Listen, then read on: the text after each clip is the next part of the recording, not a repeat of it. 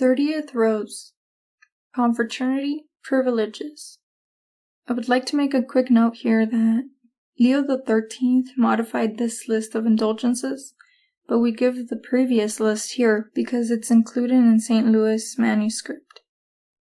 If the value of the confraternity and the advisability of joining it are to be judged by the indulgences attached to it, then it can surely be said that the Confraternity of the Most Holy Rosary is by far the most valuable one, and that the faithful should be strongly urged to join it.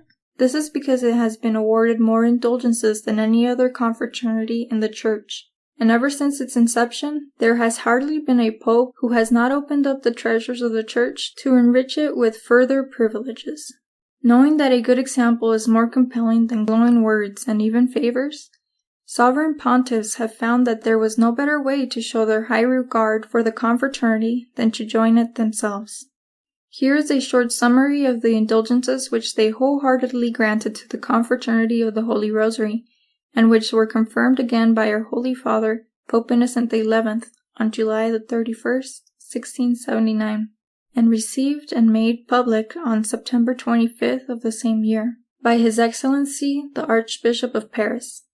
First, members may gain a plenary indulgence on the day of joining the confraternity. Second, a plenary indulgence at the hour of death. Third, for each 3 groups of 5 mysteries recited, 10 years and 10 quarantines. Fourth, each time that member says the holy names of Jesus and Mary devoutly, 7 days indulgences. Fifth, 7 years and 7 quarantines may be gained by those who devoutly take part in or attend the Holy Rosary procession. Sixth, members who have made a good confession and who are genuinely sorry for their sins may gain a plenary indulgence on certain days by visiting the Holy Rosary Chapel in the church where the confraternity is established.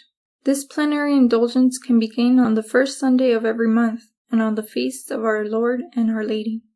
Seventh, for assisting at the Salve Regina, 100 days indulgence. Eighth, those who openly wear the Holy Rosary out of devotion and to set a good example may gain 100 days indulgence.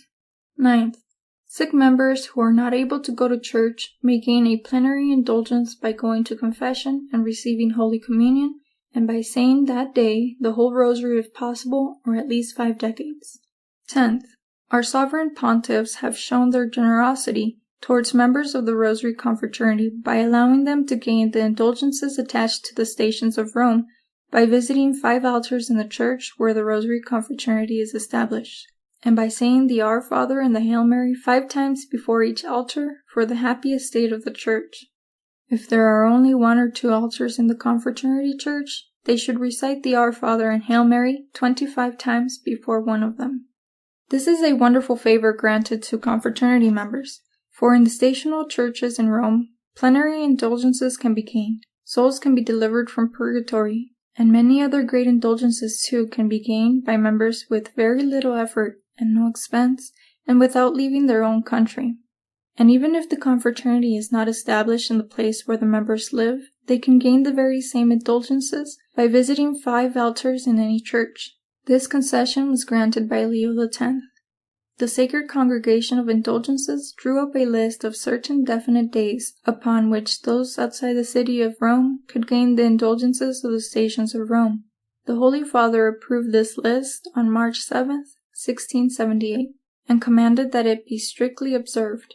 These indulgences can be gained on the following days: all the Sundays of Advent, each of the 3 Ember days, also Christmas Eve, at midnight Mass, the daybreak Mass, and at the 3rd Mass, the feast of Saint Stephen, that of Saint John the Evangelist, the feast of the Holy Innocents, the Circumcision and the Epiphany, the Sundays of Septuagesima, Sexagesima, Quinquagesima, and on every single day from Ash Wednesday to Low Sunday inclusively, each of the 3 Rogation days, Ascension Day, the Vigil of Pentecost, every day during the octave, and on each of the 3 September Ember days. Dear confraternity members, there are numerous other indulgences which you can gain. If you want to know about them, look up the complete list of indulgences which have been granted to members of the Rosary Confraternity. you will see the names of the popes in question, the years in which they granted the indulgences, and many other particulars which I have not been able to include in this little summary.